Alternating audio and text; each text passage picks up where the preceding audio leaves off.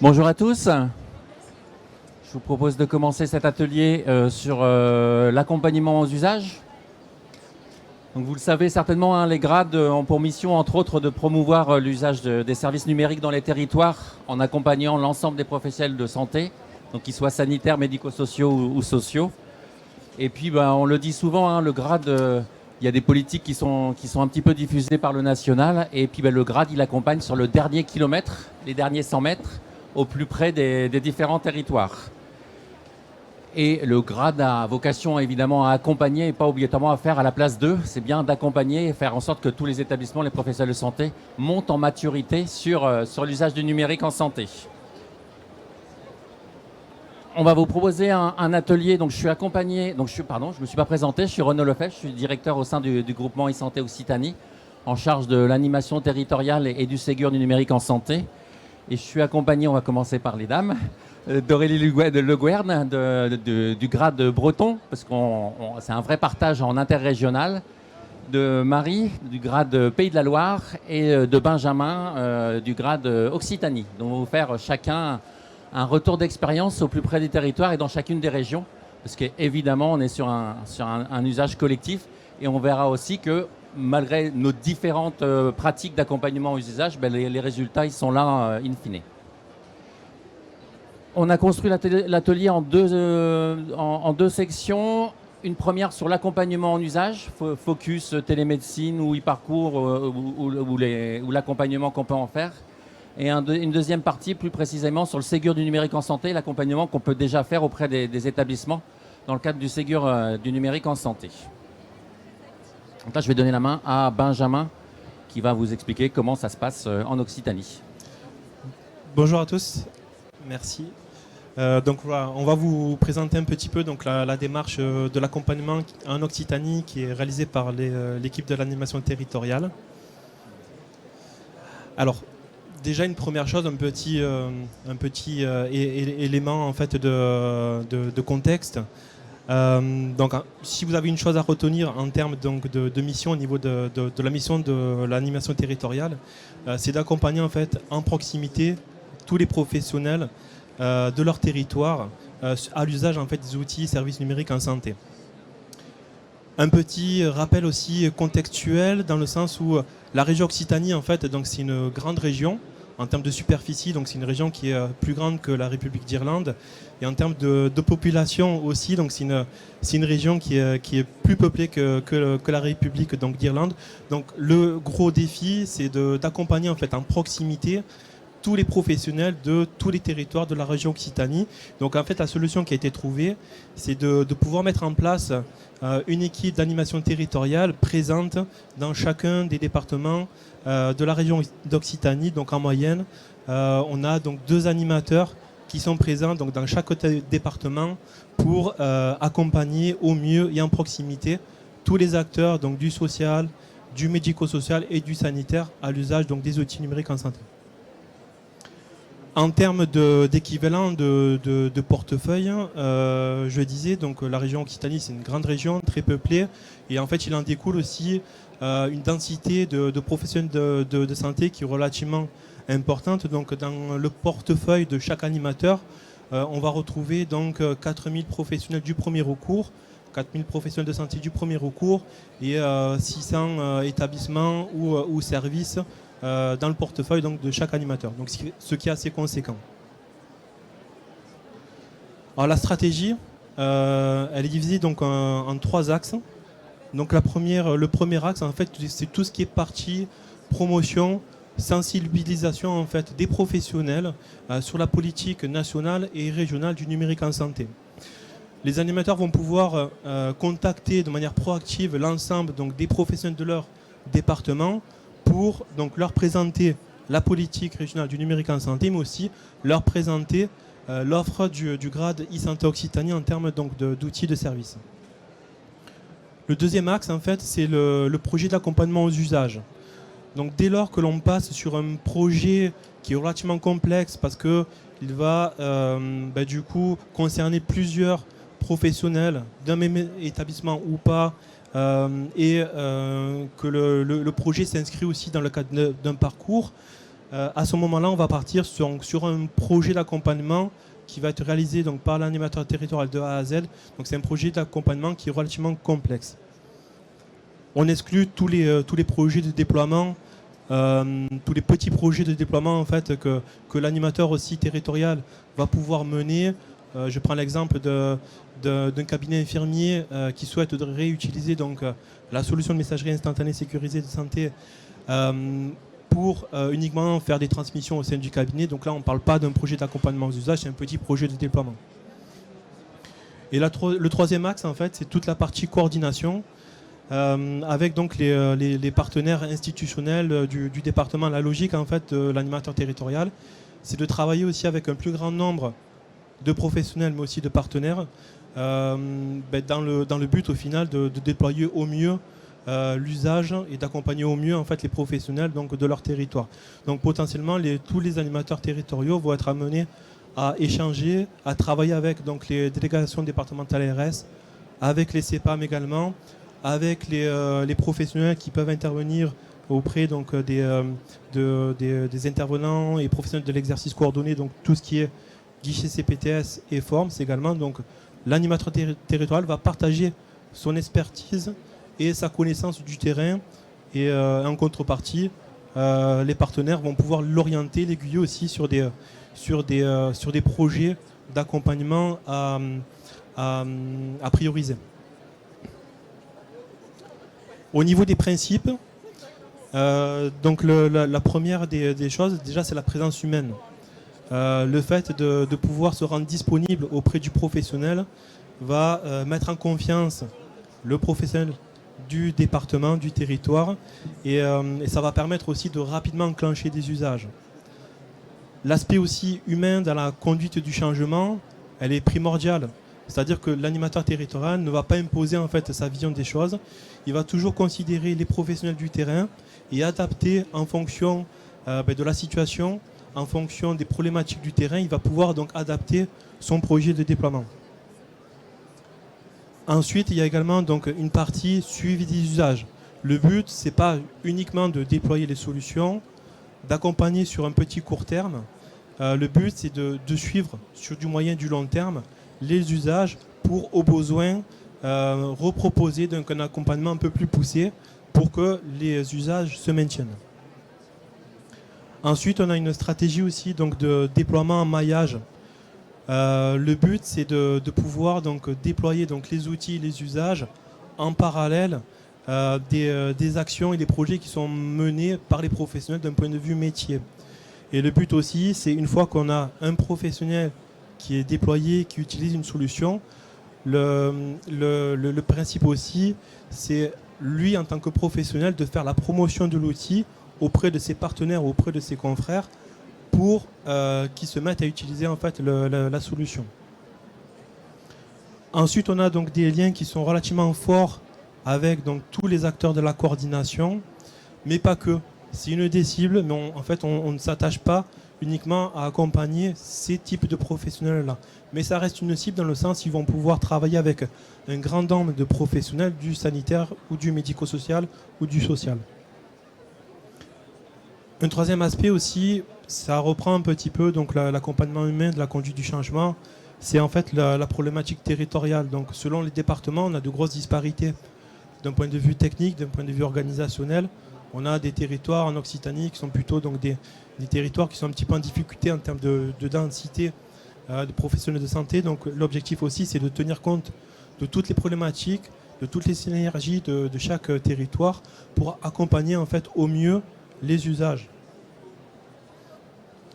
Ensuite, on a toute la partie donc, suivi des remontées des professionnels, des utilisateurs. Le but, c'est dans la mesure du possible également donc, de tenir compte des demandes des utilisateurs pour ensuite faire évoluer, si on en a la possibilité, donc les outils. Et ça participe vraiment au maintien des usages. Et ensuite, on a une dernière stratégie aussi, c'est donc de partager les expériences de l'ensemble des professionnels. Le but, c'est que des professionnels qui sont à l'autre bout de la région puissent se sentir concernés parce que un de leurs confrères ou un de leurs partenaires utilisent donc la solution dans un projet spécifique qui peut être duplicable aussi sur la région. Donc ceci, c'est quelque chose qui est super important, le partage et le retour des expériences des partenaires, des professionnels à leurs partenaires ou leurs confrères. Donc là, en fait, vous avez les différentes étapes du projet d'accompagnement. Donc la première étape, c'est la partie opportunité. Donc on n'a pas encore démarré le projet. La partie opportunité, c'est on a présenté les solutions, c'est présenté. On a présenté donc la politique du numérique en santé. Mais par contre, il n'y a pas encore de go de la part du professionnel ou de l'établissement. Pour l'instant, il n'y a pas encore d'intérêt de déployer l'outil. Ensuite, la deuxième partie, donc c'est la phase déploiement personnalisation, où là, en fait, il y a un go pour partir sur un projet d'accompagnement pour déployer donc l'outil, les outils, les services. Et là, en fait, on va cadrer le projet en termes de calendrier, en termes de process, en termes de process de formation. On va également donc recueillir les informations pour la création des comptes utilisateurs. Donc là, c'est la partie où il n'y a pas encore d'usage, mais on prépare l'usage. La troisième partie, donc c'est l'accès à l'usage, où là, on va commencer à tester les fonctionnalités, on va tester avec le professionnel les solutions, on va le former. Donc là, on démarre les usages. Ensuite, l'autre partie, donc c'est la partie assimilation. Donc là, la partie assimilation, le professionnel, il est relativement à l'aise avec la solution. Il peut se débrouiller tout seul. Par contre, il a besoin par moment d'un accompagnement de l'animateur sur certaines fonctionnalités. Et une fois qu'on a passé cette étape-là, une fois qu'il a été formé ou du moins qu'il a eu des réponses à ses questionnements, on est sur une phase donc d'usage répété où là, le professionnel, il est pleinement autonome. Il utilise la solution au quotidien avec ses partenaires et il n'a plus besoin, on va dire, d'accompagnement très poussé de la part de son animateur territorial.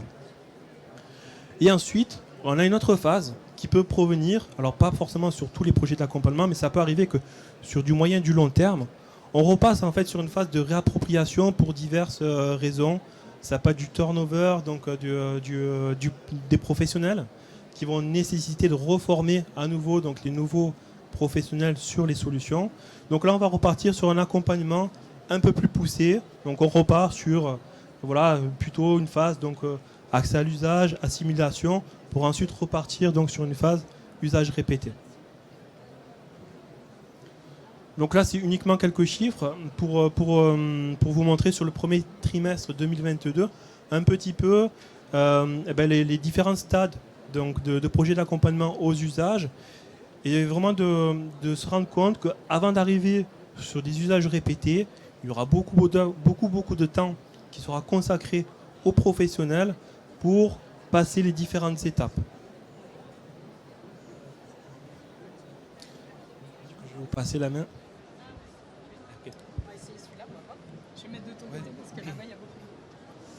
Bonjour à tous, donc je suis Marie-Rémy, je suis chargée d'accompagnement aux usages pour le GRAD Pays de la Loire, également chef de projet territorial Ségur.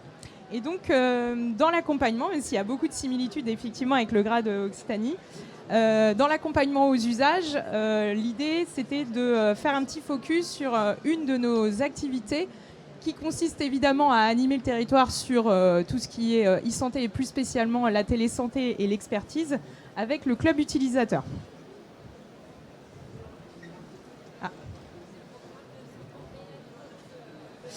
Nous, au niveau des Pays de la Loire, donc on a une structuration en fait par département de 2 chargés d'accompagnement et on a un chef de projet télésanté qui est vraiment en collaboration avec notre travail. On est très complémentaires, on a des missions communes mais aussi des missions séparées.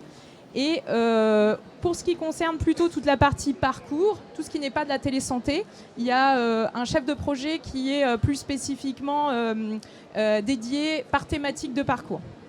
Après, on a, comme en Occitanie, vraiment un rôle de présentation globale de tous les services qui sont mis à disposition en fait, par l'ARS et donc par le biais du GRAD. Donc tout ce qui est messagerie sécurisée, voilà, de la même façon, on doit être en capacité d'informer les professionnels qu'il y a une possibilité pour eux d'avoir ce type de services et puis aussi d'identifier par rapport à leurs problématiques quel est le besoin le plus approprié qui répond à leurs attentes. Le club utilisateur, en fait, on appelle ça club utilisateur, on peut appeler ça retour d'expérience, atelier de travail, etc. L'idée, c'est de confronter les utilisateurs qui finalement utilisent la plateforme notamment pour la téléexpertise, donc les demandeurs de téléexpertise et leurs experts. Et bien sûr, le fait d'avoir notre présence, il y a évidemment beaucoup d'objectifs. L'objectif, c'est d'abord de pouvoir avoir ces remontées terrain sur les besoins par rapport à l'outil, etc. Et c'est aussi de pouvoir communiquer sur l'existence de la téléexpertise, puisque quand on informe qu'un club utilisateur va avoir lieu, eh bien, on a des personnes qui apprennent que la téléexpertise existe par le biais de cette invitation au club utilisateur. On peut donc communiquer sur les intérêts de l'expertise, les intérêts de l'expertise, les spécialités qui sont disponibles sur la plateforme pour la téléexpertise. Ça nous permet d'identifier les besoins des demandeurs et les besoins des experts en téléexpertise sur l'usage présenté. Donc il y a plusieurs spécialités qui sont disponibles en Sarthe et donc à chaque fois on a des volontaires, c'est des experts qui sont volontaires pour animer ces clubs. Ça nous permet de favoriser l'amélioration de la pratique grâce aux échanges, puisque les uns et les autres sont entre guillemets autour de la table, puisque c'est une table virtuelle aujourd'hui malheureusement, mais on espère pouvoir un jour faire ça en présentiel. Et donc l'idée, c'est que les uns et les autres, au lieu de passer par nous en disant oui, ça serait bien que tel expert il puisse répondre de telle façon, etc., là ils sont en direct et ils peuvent échanger directement. Faciliter les demandes et les réponses sur cet usage. Donc c'est vrai que systématiquement, quand on monte un projet, il y a des règles d'usage qui sont communiquées par l'expert et donc le demandeur doit suivre ces règles pour que l'usage fonctionne. Il y a parfois des loupés, donc l'idée c'est aussi de rappeler ces règles pour que le fonctionnement soit finalement plus fluide. Ça nous permet aussi de repérer des acteurs en tant que chargé d'accompagnement, donc de repérer les acteurs qui ont besoin d'un accompagnement individuel et on programme régulièrement à l'issue de ces clubs utilisateurs des temps spécifiques où on se déplace, c'est exactement comme vous le disiez, sur le terrain, auprès du professionnel qui a besoin. Et c'est vraiment ça, finalement, qui change tout. C'est d'avoir vraiment des professionnels qui sont sur le territoire et auprès des acteurs.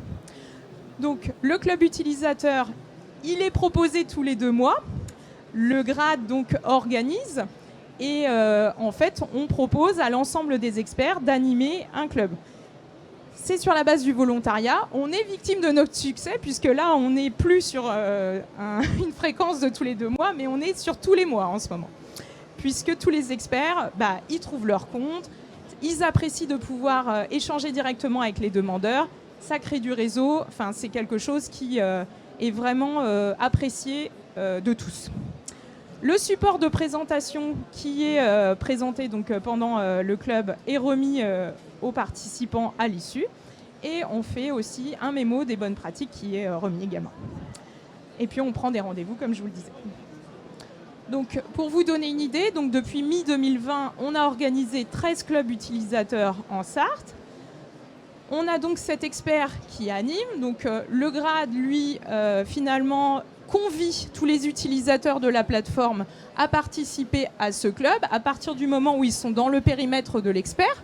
Par exemple, si on a un dermatologue qui répond à l'ensemble des professionnels sartois, on convie l'ensemble des professionnels sartois qui sont sur la plateforme à participer à la visio.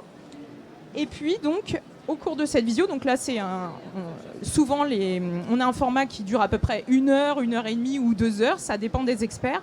En général, on est plutôt sur un format d'1 heure et demie. Et donc, sur le temps du midi, c'est ce qui, en termes de disponibilité des médecins, paraît le plus adapté, entre 13 et 15 heures, ou entre midi et 2. Et donc, on fait une démonstration de remplissage d'une demande d'expertise en direct, un rappel des bonnes pratiques techniques et aussi liées à la spécialité.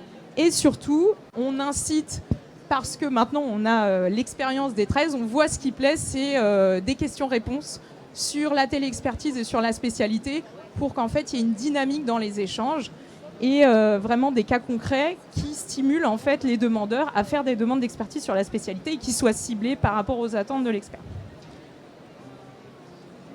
Voilà donc un exemple de ces fameux échanges, en tout cas donc l'expert qui avait donné ce cas concret d'un patient et donc le QCM et les participants en fait peuvent choisir la réponse. Alors il y a toujours des débats, c'est assez sympathique et puis en fait ça leur permet d'échanger entre eux.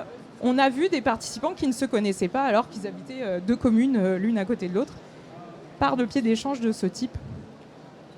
Créer des liens. Donc là, il y a 14 spécialités actuellement qui sont disponibles sur la plateforme. Vous voyez qu'on a eu 13 clubs utilisateurs. On a à peu près finalement animé un club utilisateur par spécialité. Parfois, il y a eu 2 clubs utilisateurs pour une même spécialité parce que c'est une spécialité qui est ancienne. Et donc, il y a vraiment une volonté de faire un club utilisateur par an pour les experts parce qu'ils disent que c'est vraiment un temps d'échange où ils remettent en question leur pratique. Et nous, ça nous donne énormément d'informations pour comprendre les difficultés terrain sur l'outil notamment. Donc, l'exemple de déroulé type, on l'a dit, présentation du principe de l'expertise avec les chiffres de territoire. Donc, on donne quelques chiffres parce qu'en fait, les professionnels sont demandeurs de chiffres sur comment évolue l'expertise sur le territoire. On présente l'activité et le projet d'expertise.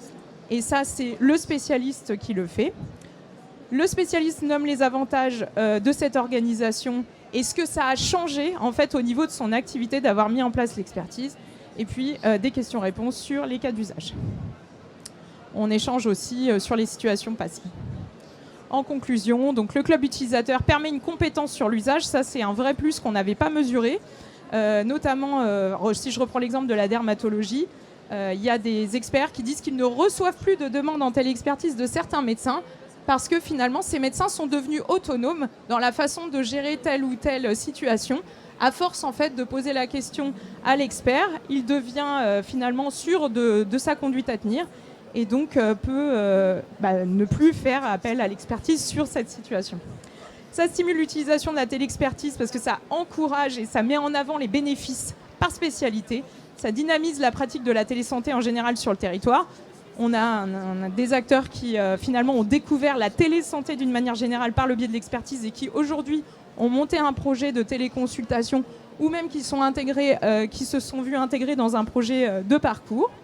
Ça améliore la connaissance du réseau professionnel et des rôles des acteurs sur le territoire et ça permet d'identifier les besoins et les attentes des acteurs qui finalement est un objectif essentiel évidemment pour les chargés d'accompagnement. Donc aussi bien technique, parcours que organisationnel. Voilà. C'est où tu veux passer ? En fait, c'est le gros bouton vert. J'ai appuyé sur le petit bouton rouge. Bonjour à tous. Alors, je suis Aurélie Le Guern du GCSI Santé Bretagne. Donc là, on vous propose, en termes d'accompagnement, de faire un petit focus sur l'accompagnement du Ségur, qui est quand même le sujet d'actualité. Alors, juste pour nous présenter, donc nous, on est un GCS, un grade de taille moyenne, puisqu'on a 35 collaborateurs au total. Et la manière dont on est organisé sur le Ségur au niveau de l'équipe, donc on a une chargée de programme Ségur, donc moi-même, qui coordonne et pilote le sujet au niveau du grade en lien avec l'ARS et l'assurance maladie. On a 8 chefs de projet qui interviennent pour certains notamment sur le Ségur et pour certains uniquement sur le Ségur, donc qui s'occupent des services référentiels socles et des programmes nationaux. On a une équipe de déploiement et développement des usages qui est composée de 8 chargés de développement e-santé qui sont répartis sur nos 8 territoires. Donc, ils vont accompagner un certain nombre de services autres que le Ségur, mais qui à cette occasion vont aussi avoir un rôle à jouer en termes de sensibilisation. Et on a 2 chargés de déploiement Ségur à ce stade et on en a 2 à recruter. Donc on a fait le job d'acting ce midi et on y croit, on va y arriver.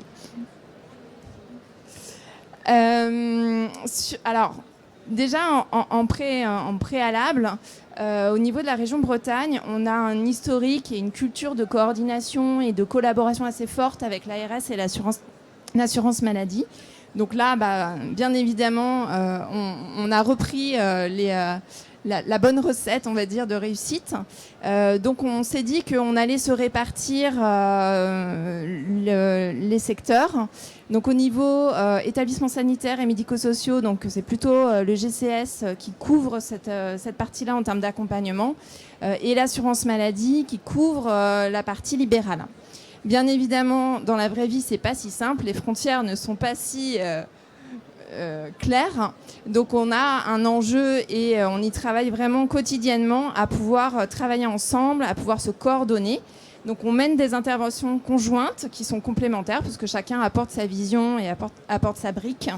Donc on mène des webinaires, des réunions de suivi de programme, on fait beaucoup de communication. Et puis aussi on a des réunions de coordination, l'idée étant d'avoir nos chargés territoriaux, nos chefs de projet et les référents des CEPAM qui se coordonnent avec un calage mensuel pour se tenir au courant des avancées, faire remonter les difficultés et s'assurer qu'on ne crée pas de doublons ou de trous dans nos accompagnements. Voilà. Et puis ça nous permet aussi de partager nos difficultés et besoins et potentiellement de pouvoir les faire remonter au niveau du national. Alors, en Bretagne, on va dire, 5 grands projets ou programmes prioritaires d'accompagnement sur le Ségur. Donc bien évidemment, on a les 2 grands programmes que beaucoup d'entre vous connaissent, donc SONES pour la partie sanitaire et ESMS numérique pour la partie médico-sociale. On a 3 pilotes, donc un pilote Mon Espace Santé où on a 12 établissements qui participent. Donc ça, c'est mené dans toutes les régions, hein, donc c'est pas une nouveauté au niveau Bretagne, une spécificité Bretagne. Donc on a 12 établissements qui vont tester la mise en œuvre de cas d'usage, d'alimentation du DMP et d'utilisation de la messagerie citoyenne auprès des patients. Pour identifier finalement dans la vraie vie, au sein d'un établissement, quelles données on va pouvoir partager sur un cas d'usage patient, sur un parcours. Et également, on a un pilote sur l'INS, sur la partie médico-sociale, où on a 18 établissements médico-sociaux. Et puis, on a décidé également en Bretagne de faire ce qu'on appelle un POC, donc c'est comme un pilote, avec 3 CPTS volontaires, où l'idée, c'est de s'appuyer sur la porte d'entrée CPTS qui a déjà une action de coordination, de faire travailler ensemble les différents acteurs de santé d'un même territoire, pour proposer un accompagnement coordonné à travers des parcours où on va se poser la question de finalement, sur ces parcours-là, comment on partage mieux les données, lesquelles, et comment on lève les freins pour pouvoir le faire. Donc dans tous ces pilotes et programmes, on va parler des services et des référentiels, on va les accompagner, on va les promouvoir. Et en fait, nous, notre position, c'est de dire que finalement, il faut qu'on soit dans un accompagnement un peu à la carte, personnalisé selon le besoin. Et donc, on propose différents niveaux, je dirais, d'intervention. Donc, bien évidemment, une partie pilotage et suivi des différents programmes et pilotes pour être sûr que ça soit carré, que ça puisse avancer et qu'on puisse en recueillir des fruits. Et puis, une partie donc, sensibilisation globale Ségur, qui est plutôt la première couche, pour s'assurer que tout le monde est bien au clair sur les attendus, sur les leviers, sur les programmes, sur les accompagnements possibles. Une partie plus spécifique sur les services socles et les référentiels socles, où là, on va être un petit peu plus sur le terrain, à accompagner en fonction du besoin et des questions, des problématiques. Et puis une partie expertise, où là, par exemple, on va pouvoir faire intervenir également nos experts, comme sur l'interop, par exemple. Alors concrètement, comment ça se passe ? Pour tous les établissements, on a mis en place des webinaires, également des kits et des outils pratiques. L'idée, c'est de pouvoir constituer une base documentaire. On est en train de travailler à créer un site spécifique Ségur pour pouvoir partager au mieux et de manière beaucoup plus ergonomique les différents documents en fonction de qui recherche quoi. Pour les établissements qui participent à un programme ou un pilote, on a une porte d'entrée unique qui est un chef de projet. Donc, par exemple, le chef de projet SONES est la porte d'entrée des établissements SONES. Donc, il fait des points d'avancement individuels entre établissements et GCS, qui permet de suivre leur avancement, les difficultés, les besoins. Il peut répondre à un premier niveau de questions ou de problématiques. Et s'il y a un besoin, une difficulté particulière, il va recourir au service ou à l'expertise du chef de projet du service socle concerné, qui va apporter des apports de niveau 2 avec des connaissances très spécifiques et plus poussées. On va pouvoir également recourir aux experts spécifiques si on a des sujets très particuliers comme l'interop, la cyber, etc. Et puis, s'il s'agit plutôt de réexpliquer les services socles de manière très spécifique ou de pouvoir assurer une explication de texte ou en tout cas une promotion auprès des professionnels de l'établissement, par exemple, ou de pouvoir les aider sur un problème spécifique qui nécessite d'être en proximité sur le terrain, on va pouvoir recourir au chargé de déploiement Ségur. Également, on a des réunions de suivi mensuelles avec l'ARS et les établissements. Donc, on a mis les établissements dans des groupes par similarité ou par logique, privé, public, etc. Et en fait, on regarde l'avancement avec eux de l'atteinte de leurs objectifs. Et c'est surtout un groupe de partage d'expériences entre établissements et de remontée de problématiques communes auprès de l'ARS, ce qui permet d'avoir une vision transversale de tout ce qu'il faut pouvoir faire remonter aussi au national comme problématique sur les différents sujets à mettre en œuvre. On a également pour tous les autres établissements qui ne sont pas participants au programme ou au pilote, l'idée c'est de ne pas les oublier et donc de pouvoir aller sur les territoires grâce aux chargés de développement e-santé, les sensibiliser, leur parler des programmes et pouvoir se rapprocher ensuite des différents chefs de projet en fonction des besoins et des questionnements. Une petite illustration d'un autre type d'accompagnement, c'est finalement l'outillage et la vulgarisation, la simplification des process, des procédures, etc., qui peuvent exister sur certains sujets. On a ce rôle-là de faire finalement le lien entre les doctrines nationales et puis concrètement sur le terrain, comment faire pour les mettre en œuvre dans la vraie vie, quels sont les vrais leviers. Et donc du coup on a mené depuis 2021 un pilote avec 8 établissements sanitaires pour mettre en œuvre l'INS, ce qui nous a permis de produire un kit INS qui permet aux établissements de facilement avoir des repères, de l'outillage, des bonnes pratiques sur comment je peux, quels sont les différents scénarios organisationnels pour pouvoir mettre en œuvre l'INS, comment je peux former mes équipes. Donc on leur propose des supports de formation, des fiches pratiques, des indicateurs de pilotage, un benchmark, des rétextes, etc. Et du coup, maintenant, on est plutôt dans la phase d'accompagnement de ce kit, donc le diffuser, et puis faire des webinaires, et puis leur proposer des conseils, de la formation, de la sensibilisation en fonction de leurs besoins. L'idée était de se dire ensuite, c'est bien, on a fait un kit INS sanitaire, il est très complet, voire peut-être trop gros. Et les établissements médico-sociaux, concrètement, c'est beaucoup trop compliqué pour eux et la marche est beaucoup trop haute à monter. Et donc, il faut pouvoir retravailler avec des établissements médico-sociaux pour pouvoir remettre à niveau avec les bons éléments de langage et les bons leviers en fonction de leurs besoins et de leurs spécificités. Et donc, un pilote a été lancé en mars avec 18 établissements médico-sociaux pilotes. Et là, on s'est bien aperçu que finalement, l'INS, le prérequis, la porte d'entrée, c'est les sujets identification ou authentification. Donc, comment je contractualise, comment j'ai ma carte CPS, des questions très pratico-pratiques, quel formulaire je dois remplir, etc. Et on pense que nous, c'est notre rôle de les aider à passer ce cap-là pour pouvoir anticiper la mise en œuvre de l'INS. Et donc, on est là-dedans. Et donc, un kit va voir le jour là, début juin. Et puis, on va continuer à les accompagner sur les différents pans. L'idée étant d'être toujours en fonction du besoin, de pouvoir répondre aux besoins du terrain. Voilà quelques exemples d'accompagnement et la manière dont, au niveau de la Bretagne, on s'est organisé.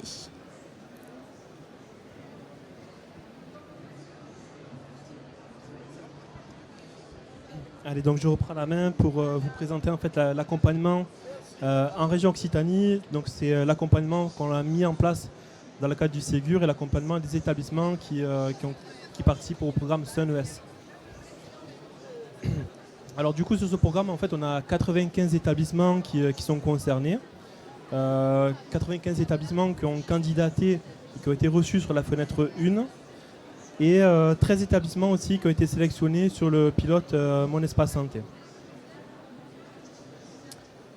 Alors au niveau du process de l'accompagnement, donc c'est un process qu'on a pu déjà tester en 2021. Parce qu'en fait en 2021 il y avait un pilote Mon Espace Santé sur le département de la Haute-Garonne. Donc on a pu prendre un petit peu d'avance et puis tester en fait ce modèle-là qu'on a enrichi, amélioré pour que voilà, on soit sur un accompagnement qui soit efficace des établissements. Donc concrètement, il est relativement simple. Hein. La première partie, en fait, c'est l'animateur Ségur qui va prendre contact avec l'établissement et qui va réaliser en fait un diagnostic. Le but, c'est d'essayer de déceler le niveau de maturité technique et organisationnelle de l'établissement. Et ensuite, c'est de cibler les points sur lesquels l'établissement a besoin d'être accompagné. Donc concrètement, l'animateur, lorsqu'il fait son premier rendez-vous, il a quelques petites questions qu'il va poser à l'établissement. C'est un exemple. Est-ce que vous alimentez du coup le DMP avec une API V2, avec l'INS qualifié, le data matrix ou pas? Et donc en fonction des réponses de l'établissement, on va pouvoir déjà déceler les actions qu'on va mener et les actions d'accompagnement qui devront être réalisées. Ensuite, une fois que l'animateur territorial a réalisé son diagnostic, il va passer le relais à notre équipe d'experts. Donc c'est l'équipe technico-fonctionnelle AXI, qu'on appelle l'équipe AXI ou les équipes de MSS. Leur but, c'est de mettre en condition l'établissement d'un point de vue technique et opérationnel. D'un point de vue organisationnel, c'est d'accompagner par exemple l'établissement sur tout ce qui est donc identito-vigilance. Sur la partie technique, les équipes donc experts vont pouvoir accompagner l'établissement pour qu'au final, il puisse être dans les clous au niveau donc des attentes et des atteintes des objectifs d'usage, notamment donc avec l'alimentation du DMP, avec donc l'INS qualifié, le data matrix, etc.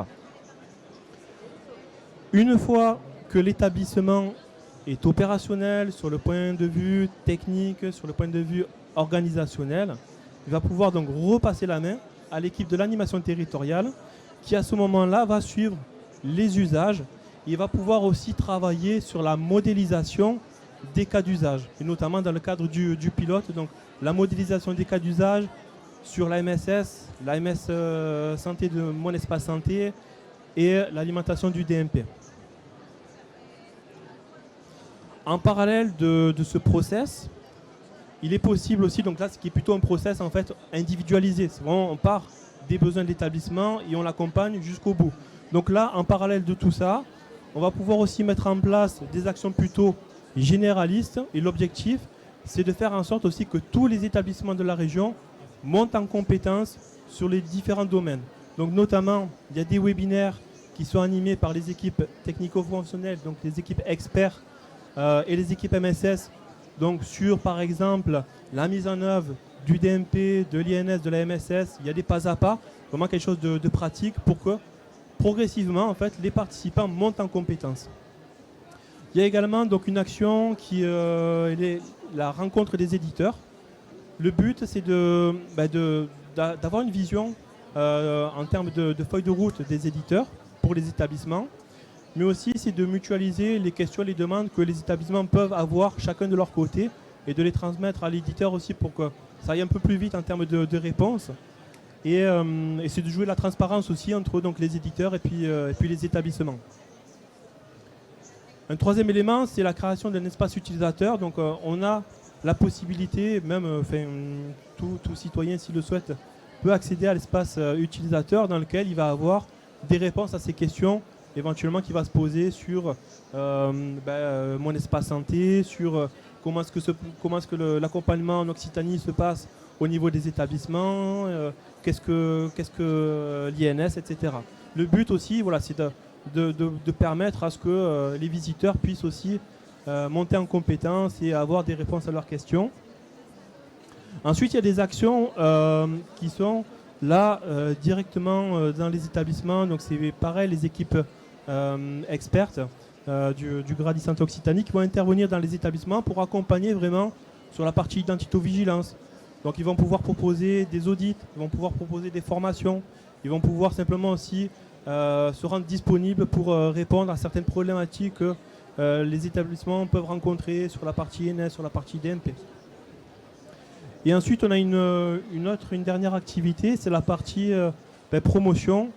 Donc là, qui est plutôt, on va dire, liée aux équipes de l'animation territoriale, où l'objectif, c'est de faire la promotion de mon espace santé dans les établissements pour essayer de créer une synergie à la fois entre les professionnels des établissements et puis les patients, et de faire en sorte que tout le monde soit concerné dans l'établissement par ce projet-là. Donc c'est sous la forme donc, de tenue de stands, d'informations. On a la possibilité aussi donc, de créer en fait et d'activer des comptes pour les professionnels de santé ou pour les patients également. Là, c'est quelques résultats que l'on a pu déjà recueillir sur la première phase de l'accompagnement. Donc sur la partie gauche, en fait, le camembert, c'est les besoins des établissements.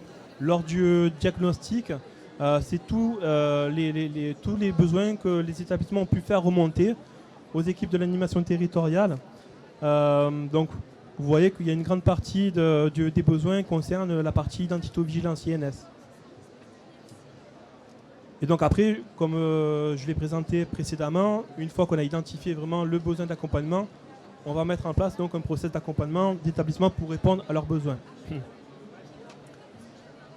Ensuite, là, le deuxième graphique, c'est pour vous présenter aussi toutes les actions qui ont été menées auprès des établissements. Donc les actions, ça peut être une formation, ça peut être une réunion de lancement, donc une réunion où on va réaliser le diagnostic, ça peut être un suivi des usages qui a été réalisé avec l'établissement. Donc là, vous voyez que au fur et à mesure, ces actions-là augmentent et les échéances aussi arrivent très rapidement parce que les établissements, voilà, il faut qu'ils aient soumis donc et atteignent leurs objectifs d'usage avant la fin donc, du mois de juin. Donc plus ça va, plus les actions augmentent et plus les établissements sont en demande. Et on se rend compte aussi que plus on va mener d'actions, d'accompagnement, et plus le nombre de DMP, plutôt le nombre de documents qui seront envoyés au DMP va augmenter également. Donc on peut voir une corrélation entre l'accompagnement qui est mis en place auprès des professionnels, auprès des établissements et les résultats, l'alimentation du DMP et le nombre de documents qui sont envoyés dans le DMP. Voilà. Yes, donc je vais la prendre en conclusion. Donc déjà, un grand merci à Marie, à Aurélie et à Benjamin pour vos interventions. Merci beaucoup. On se rend compte, et je le disais en introduction, les grades accompagnent sur le dernier kilomètre, les derniers 100 mètres, les derniers 10 mètres au plus près des professionnels de santé, au plus près des territoires. On l'a vu aussi, il y a de l'accompagnement collectif, il y a de l'accompagnement individuel, on est à l'accompagnement sur mesure ou à la carte. Donc il y a différentes formes d'accompagnement. On l'a vu en méthodo, on l'a vu sur des clubs utilisateurs, etc., etc. Et je pense que c'est ça aussi qui fait la force du grade, c'est sa présence au niveau des territoires. Évidemment, on fait de l'accompagnement. Il y a des industries, il y a des prestataires qui font de l'accompagnement, mais néanmoins, le grade est aussi présent là. Et en petite conclusion, n'oubliez pas de le grade en termes d'accompagnement aussi, si vous avez besoin au sein de tous les établissements, qu'ils soient sanitaires, médico-sociaux et sociaux. Merci à tous.